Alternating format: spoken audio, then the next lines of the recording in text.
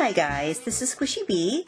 I wanted to talk to you guys about something that I found that was really interesting. As someone who used to be a personal trainer, that I did kind of on the side with my karate school, I would teach like the karate classes during the week and then do like part-time personal training.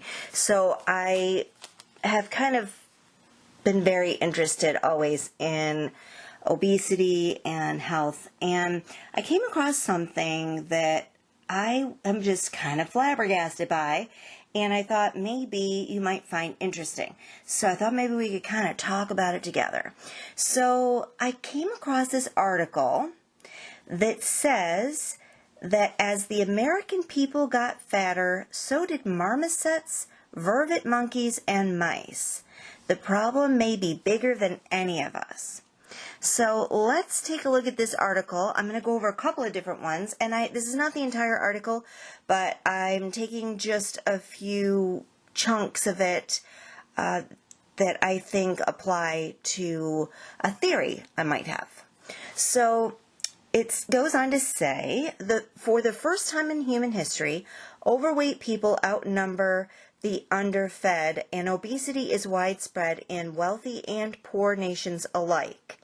The diseases that obesity makes more likely, diabetes, heart ailments, strokes, kidney failure, are rising fast across the world, and the World Health Organization predicts that they will be the leading cause of death in all countries, even the poorest, within a couple of years. What's more, the long-term illnesses of the overweight are far more expensive to treat than the infections and accidents for which modern health systems were designed. Obesity threatens individuals with long twilight years of sickness and healthcare systems with bankruptcy. And so the authorities tell us, even more loudly, that we are fat, disgustingly, world-threateningly fat. We must take ourselves in hand and address our weakness. After all, it's obvious who is to blame for this frightening global blanket of lipids. It's us choosing over and over again, billions of times a day, to eat too much and exercise too little. What else could it be? If you're overweight, it must be because you are not saying no to sweets and fast food and fried potatoes. It's because you take elevators and cars and golf carts where your forebears nobly strained their thighs and calves. How could you do this to yourself and to society? Moral panic about the depravity of the heavy has seeped into many aspects of life, confusing even the erudite. In case you don't know what erudite is, it's basically people who spend their life studying and becoming learned. Okay. In June 2013, for example, the American evolution psychologist Jeffrey Miller expressed the zeitgeist in this tweet. Dear obese PhD applicants, if you don't have the willpower to stop eating carbs, you won't have the willpower to do a dissertation. #truth. Okay, that's coming from him. Not me. Businesses are moving to profit on the supposed weaknesses of their customers. Meanwhile, governments no longer presume that their citizens know what they are doing when they take up a menu or shopping cart. Yesterday's fringe notions are becoming today's rules for living, such as New York City's attempt to ban large-sized cups for sugary soft drinks, or Denmark's short-lived tax surcharge on foods that contain more than 2.3% saturated fat, or Samoa Air's 2013 ticket policy in which a passenger's fare is based on his weight because you are the master of your air fare. You decide how much or how little your ticket will cost. Several governments now sponsor jauntily named pro-exercise programs such as Let's Move in the U.S., Changed for Life in the U.K., and Action Santé in Switzerland.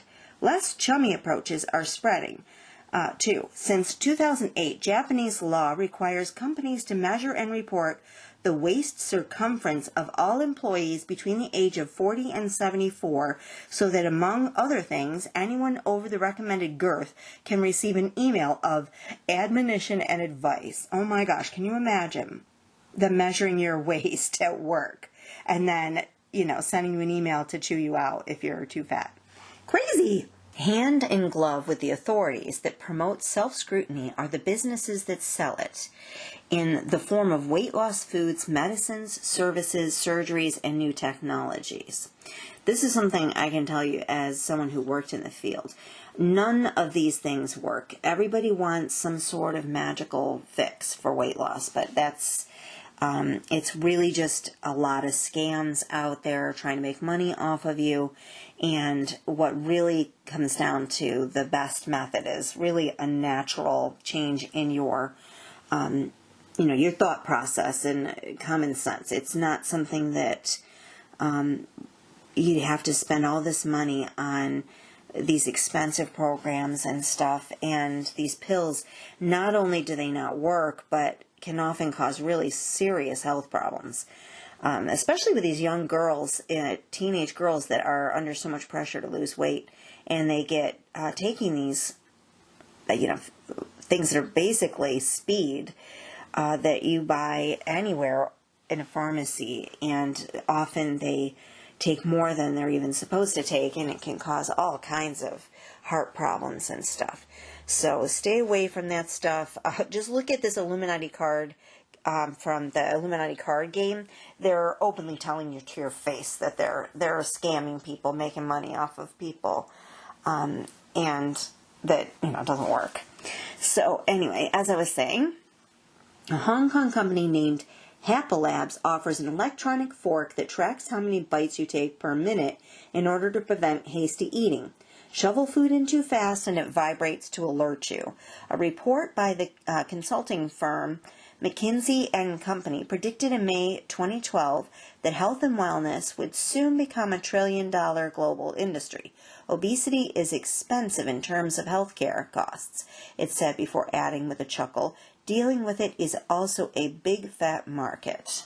And so we appear to have a public consensus that excess body weight, defined as a body mass index of 25 or above, and obesity, BMI of 30 or above, are consequences of individual choice. It is undoubtedly true that societies are spending vast amounts of time and money on this idea. It is also true that the masters of the universe in business and government seem attracted to it, perhaps because stern self-discipline is how many of them attained their status. What we don't know is whether the theory is actually correct. Higher levels of female obesity correlated with higher levels of gender inequality in each nation. Right, here we go with the feminism stuff. Of course, that's not the impression you will get from the admonishments of public health agencies and wellness businesses. They are quick to assure us that science says obesity is caused by individual choices about food and exercise. As the mayor of New York, Michael Bloomberg, recently put it, defending his proposed ban on large cups for sugary drinks, if you want to lose weight, don't eat it. This is not medicine, it's thermodynamics. If you take in more than you use, you store it. Got that? It's not complicated medicine. It's simple physics, the most sciencey science of all. Yet the scientists who study the biochemistry of fat and the epidemiologists who track weight trends are not nearly as unanimous as Bloomberg makes out. In fact, many researchers believe that personal gluttony and laziness cannot be the entire explanation for humanity's global weight gain, which means, of course, that they think at least some of the official focus on personal conduct is a waste of time and money. As Richard L. Atkinson, Emeritus Professor of Medicine and Nutritional Sciences at the University of Wisconsin and editor of the International Journal of Obesity, put it in 2005, the previous belief of many lay people and health professionals that obesity is simply the result of a lack of willpower and an inability to discipline eating habits is no longer defensible.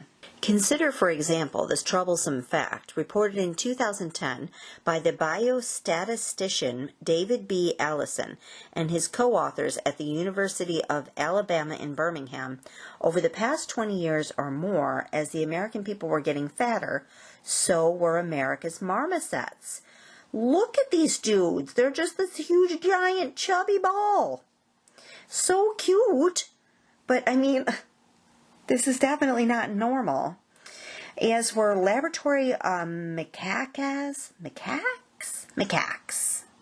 chimpanzees, vervet monkeys, and mice, as well as domestic dogs, domestic cats, and domestic and feral rats from both rural and urban areas.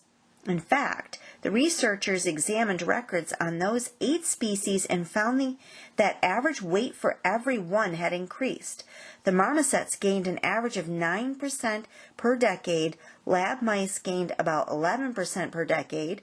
Chimps, for some reason, are doing especially badly. Their average body weight had risen 35% per decade. That's crazy.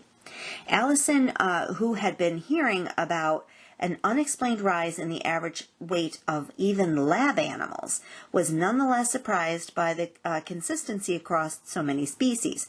Virtually in every population of animals we looked at that met our criteria, there was the same upward trend, he told me. It isn't hard to imagine that people who were eating more themselves are giving more to their spoiled pets or leaving sweeter, fattier garbage for street cats and rodents.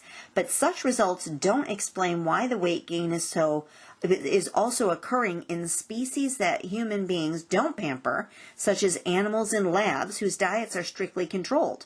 In fact, lab animals' lives are so precisely watched and measured that the researchers can rule out accidental human influence. Records show that creatures gained weight over decades without any significant change in their diet or activities. Obviously, if animals are getting heavier along with us, it can't just be that they're eating more Snickers bars and driving to work most days. On the contrary, the trend suggests some widely shared cause beyond the control of individuals, which is contributing to obesity across many species. We are, of course, surrounded by industrial chemicals. According to Frederick von Saal, professor of biological sciences at the University of Missouri, an organic compound called bisphenol A, or BPA, that is used in many household plastics has the property of altering fat regulation in lab animals. And a recent study by Leonardo Tresand and colleagues at the New York University School of Medicine, with a sample size of 2,838 American children and teens, found that for the majority, those with the highest levels of BPA in their urine were 5 times more likely to be obese than those with the lowest levels. BPA has been used so widely in everything from children's sippy cups to the aluminum in fizzy drink cans that almost all residents of developed nations have traces of it in their pee. This is not to say that BPA is unique. In any developed or developing nation, there are many compounds in the food chain that seem, at the very least, to be worth studying as possible obesogens, helping to tip the body's metabolism towards obesity. This is the word of the day, children, obesogens. Remember that. For example, a study of the Environmental Working Group of the umbilical cords of 10 babies born in U.S. hospitals in 2004 found 287 different industrial chemicals in their blood. What? 287 different industrial chemicals in their blood from birth. What chance do people have today? They're poisoning us so badly. Beatrice Golomb, professor of medicine at the University of California, San Diego, has proposed a long list of candidates. All chemicals that she has written disrupt the normal process of energy storage and use in cells. Her suspects include heavy metals in the food supply, chemicals in sunscreens, cleaning products, detergents, cosmetics, and the fire retardants that infuse bedclothes and pajamas. Chemicals and metals might promote obesity in the short term by altering the way that energy is made and stored within cells, or by changing the signals in fat storage process so that the body makes more fat cells or larger fat cells. They could also affect the hormones that spur on, tamp down the appetite. In other words, chemicals ingested on Tuesday might promote more fat retention on Wednesday. It's also possible that the chemical disruptors could affect people's body chemistry on longer timescales, starting, for instance, before their birth. Contrary to its popular image of serene imperturbability.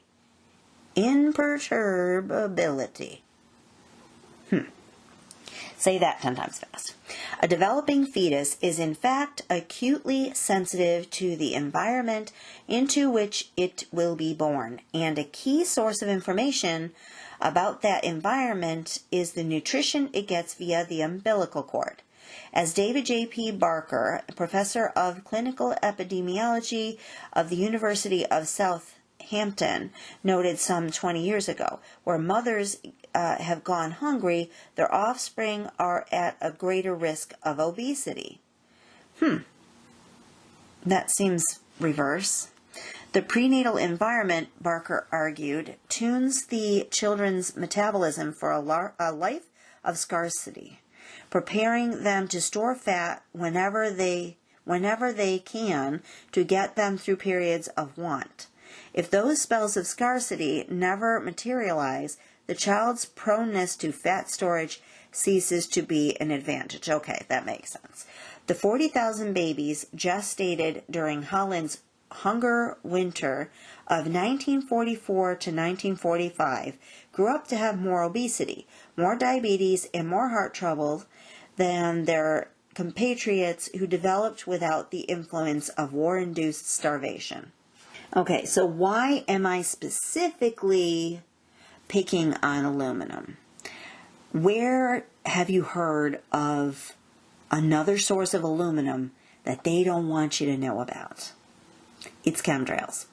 Okay, chemtrails spread aluminum, barium, strontium, some very poisonous heavy metals. This is why we are riddled with neurological diseases and autoimmune diseases and nerve pain and things like that, because heavy metal poisoning causes horrible nerve damage.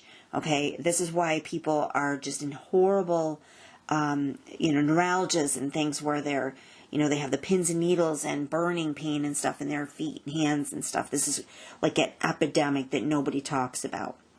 It's because they know where this is coming from, and they're doing it on purpose, all right, so that they can make a killing off of you. All right, they cause cancer on purpose. Then they killed all of the doctors that cured cancer. I know this from speaking to someone who is on the inside that knows the cure to cancer. Okay, and they basically told me what it is, and that all of their friends in the industry who were working on this cure were murdered. So this is just one example, because they make a ton off of chemotherapy, right? They don't want that to stop. And they also, of course, you've also got the whole depopulation thing, but there's also big money to be made by poisoning people and giving people chronic, lifelong conditions that require you to seek drugs. And then Big Pharma makes a ton of money off of medicating you. And then they give you medications that then cause some other disease. Then they have to give you more medications for that. Okay, it's just a big scam. So let's take a look at some of the connections between chemtrails and obesity and health problems. Chemtrails cause harm even if you don't believe they exist. Okay, here's an article by Paula Passa posted on March 12, 2014. Are you aware of chemtrails? A controversial conspiracy topic, and conspiracy is in quotes. Chemtrails are chemical sprayings in the air that ultimately expose the population to toxic chemicals and heavy metals, and they are causing harm, even if you don't think they exist. A common phrase used for chemtrailing is aerosol spraying. She doesn't say this here, but also I would just like to add geoengineering. Okay, another interchangeable term there. Some claim the aerosol spraying is apart from the engines, and others claim it's part of the jet fuel. It could be both, but however the chemtrail is administered, the liquid used maintains heavy metal particles, there's that heavy metals again, particulates as nanoparticles to keep them from clumping together. When they're released in the upper atmosphere, the particles retain their nanoparticle size and are easily absorbed as they filter down into the lower atmosphere and into our lungs and vegetation. If you believe they don't exist, then you should take a moment to open your mind and do further research starting here. The most common toxic metals reported worldwide are aluminum and barium. Discovered by collecting chemtrail residue from air filters, open water containers, creeks and ponds, rainwater, and mountain snow. Again, good luck trying to find this information on Google because they stripped it. You used to be able to get information on this and listen to these people, these scientists and doctors, talking about this stuff, and they are silencing everyone. And they're making people out to be conspiracy nuts, and they don't listen to any of the real science. And this is not just because they genuinely believe we're nuts. It's because they're making money off this stuff, and they're doing this stuff on purpose, and they're trying to discredit anyone who's pointing out their evil deeds. Chemtrail aluminum nanoparticles concerns. A controversial figure, Dr. Russell Blaylock, is a retired neurosurgeon and author who's very outspoken on vaccine injury and neurotoxins such as MSG and aspartame. He admits that at first he was skeptical about chemtrail reports until he began noticing them himself. By the way, speaking of aspartame, I have another family member that is a scientist, and all she does all day long is study the effects of NutraSweet, which is a horrible poison, and it's being used in so much stuff, and it's just crazy the amount of horrible things that it's causing. So we're being poisoned everywhere we go, and we're giving our kids these things, and most people really are unaware of how many things are making us sick. Anyway, one simply needs to observe the differences among high-altitude aircraft between contrails, which are ice particles from jet vapors that evaporate quickly and disappear, and chemtrails, which linger for hours across the sky and fan out, forming thin clouds. Chemtrailing aircraft often create visible crossing patterns in the sky. This is something that I see argued all the time, is when people hear you talking about chemtrails, they're like, it's contrails. Why are you so crazy just over steam? And, it's just mist in the air, and you're making it out like it's some crazy, thing that it's not.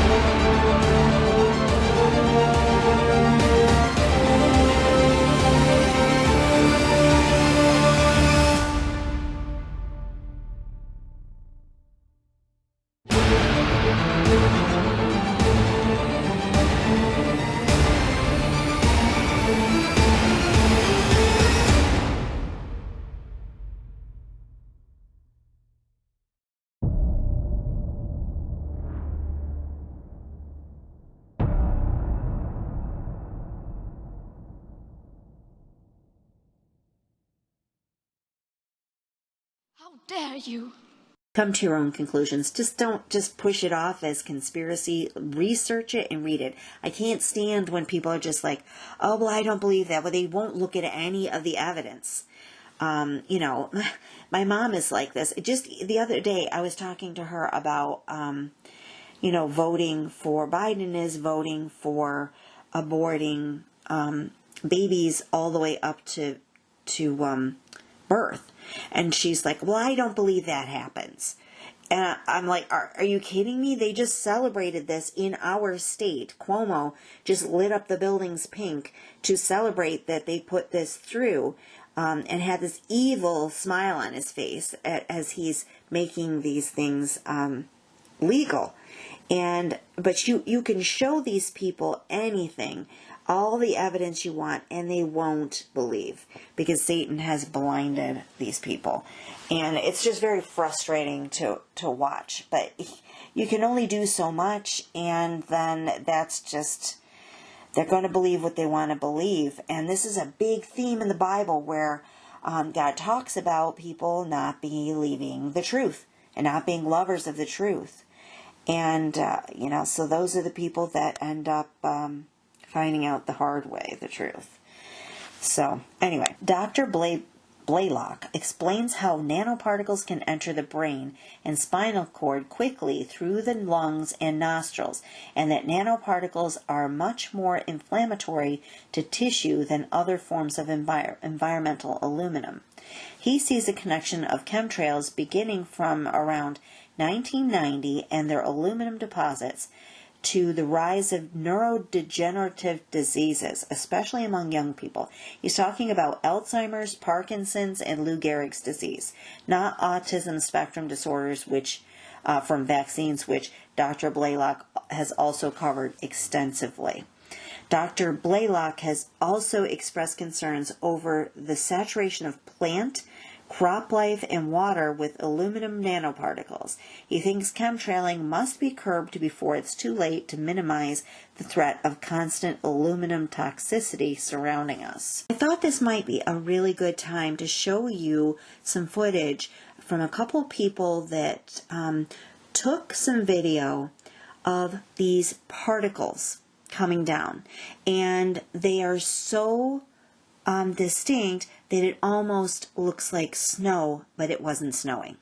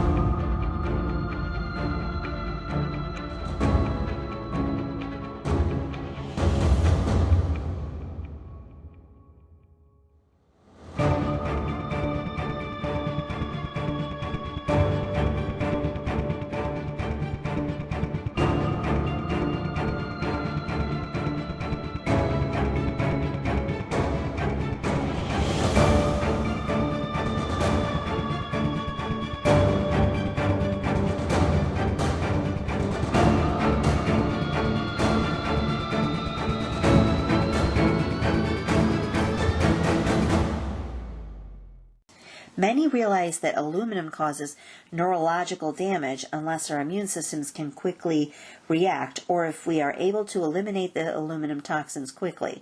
An aluminum toxicity expert recommends Volvic mineral water as a specific agent to detox aluminum. Just note that I'm not recommending that. I don't know anything about Volvic mineral water. I'm just reading this article and trying to show that aluminum comes from chemtrails, and from the other articles showing that aluminum causes obesity, so that we can make this connection together. Okay, just want to make sure you know I'm not recommending any specific type of ways. There's a lot of things out there that could be possibly legitimate, but there's also a lot of really dangerous things that people are suggesting out there. I'm not even worth mentioning. All I can say is be very careful. There are people, including like so-called Christian channels, that are promoting some things that look very dangerous to me.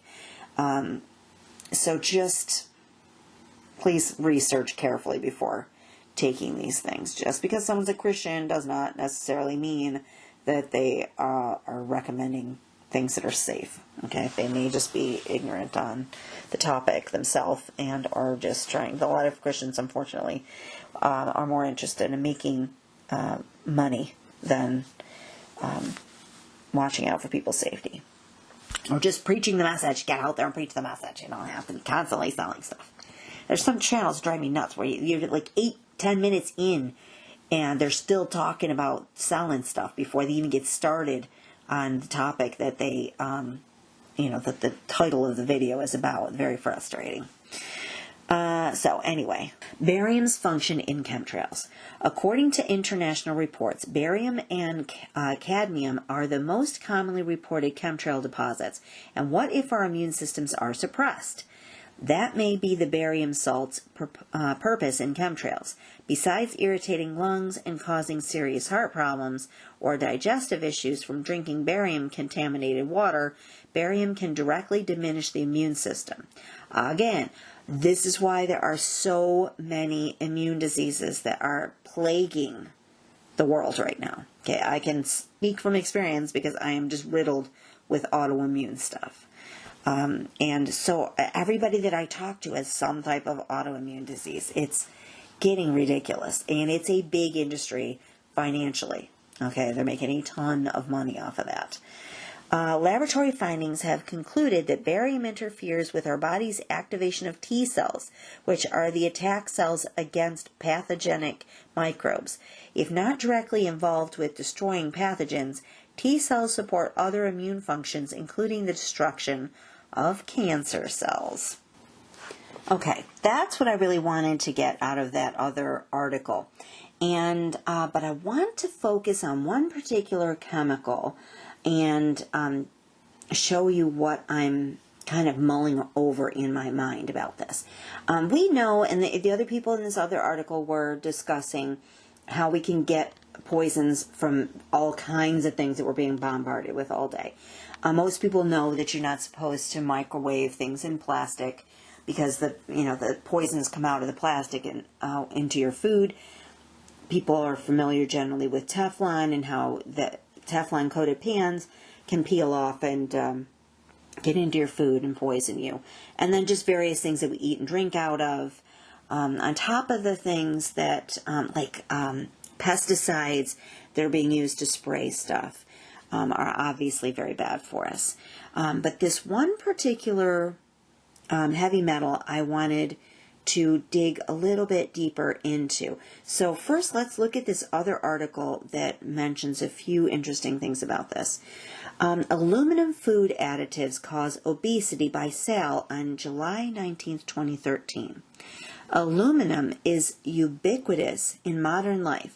Over the last 100 years, the Earth has been mercilessly stripped of this useful metal, but little consideration has been paid to the dangers it entails. Now, some scientists are addressing the issue, and their findings can be shocking, as seen in this review documenting how alum devastates metabolism. A scientific review reveals that aluminum, which is now ubiquitous, damages human metabolism, leading to obesity and chronic liver and neurological disorders, and explains how such metabolic harm happens. The article starts with the statement, "Metal pollutants are a global health risk due to their ability to contribute to a variety of diseases. Aluminum, a ubiquitous environmental contaminant, is implicated in anemia, osteomalacia, hepatic disorder, and neurological disorder. Aluminum is truly ubiquitous in today's world. It's about 8% of the Earth's crust, but wasn't generally a problem until modern times because it was safely sequestered away where it couldn't produce harm to life. The fact is that aluminum has no place in any biological process, in any living organism. But today, virtually everyone is effectively a toxic dumping ground for this poisonous metal. If you don't believe this, just take a look when you go to Google, search the dangers of consuming aluminum and see what comes up. First off, anything that you put into Google, that you put in the first couple of pages are all going to be lies and propaganda, because Google is the devil, okay? They basically are just countering any kind of free thought or anyone who has an altering opinion of anything that goes against their corrupt ways of scamming people and any satanic, horrible stuff that's going on, pedophilia, all the terrible things that are happening, they try to push that off as all lies and conspiracy. Okay, so the very first thing you're going to see is them trying to counter people questioning aluminum. And so that tells you, oh, I'm onto something correct here because Google doesn't like it. Okay, if Google doesn't like you questioning something, then you question it. Okay, question the crap out of it. Okay, guys, so that was pretty much all I wanted to go over today. I hope this wasn't incredibly boring. I know it was a lot of articles. If it was, please let me know in the comments, and I will put out different kinds of content, because what I find interesting, others might think is really snoozeville. So I can take it, man. Just give me the creative criticism. I'm fine with that, because I want to know. So that was something I hope will teach somebody something, and at least provoke some thought. Maybe you might want to look into some of these things and do some research on your own and look into what you can do to stay as healthy as possible despite all this toxic stuff that's coming at us every day in so many different directions. This was, again, not something to take away from our own responsibility in maintaining a healthy weight. I know that especially right now with everything that's going on, it's really hard to want to even think about our weights and health, but we probably should be doing that even all the more right now, because obviously obesity adds to all kinds of health issues, and when we're dealing with a pandemic like this, that's one of the risk factors that make people more likely to get extremely ill from this virus if they do catch it. But many, many other health issues, okay? Take it from me, I am a toxic dump. I am, I have, again, almost died a couple of days ago, 2 nights in a row. How I survived it, I have no idea. My heart rate dropped to 34. My blood pressure was 57/43. And I got extremely ill, and it destroyed all kinds of organs and stuff. And now I find out that my bones are dissolving into my bloodstream because of the severe kidney damage. So I have been in terrible shape. I did get to go on vacation, though, and I might actually post some pictures of some of the really cool stuff that we saw. I got to actually try out some crazy things and check off my bucket list, like axe throwing lessons, believe it or not. Of course, this vacation kicked my butt, and this is the result. I ended up in like terrible shape afterwards, but it was worth it. So worth it. We got to see the leaves changing and so much beautiful scenery and stuff. Of course, we can't leave our state because of the pandemic, but there's a lot to do within your own state. So get out there and find something to do. Don't just sit inside and mope. God has made a beautiful world out there. Even though they're constantly dumping poisons on us, I'm going to get out there and enjoy it anyway. Just breathe it all in. I don't care. I'm already dying anyway. Just give me those nanoparticles up my nose. I don't care. So, whatever. I'm out there, out the door, and checking out all that this world has to offer. Even if it is just close to home, in case I might pass out and die in the process. So, anyways, guys, I love you all. I am praying for you all every day. Please stay safe out there. God bless you. I love you. Have a good day. Until next time, guys, I'll be seeing ya. Bye-bye.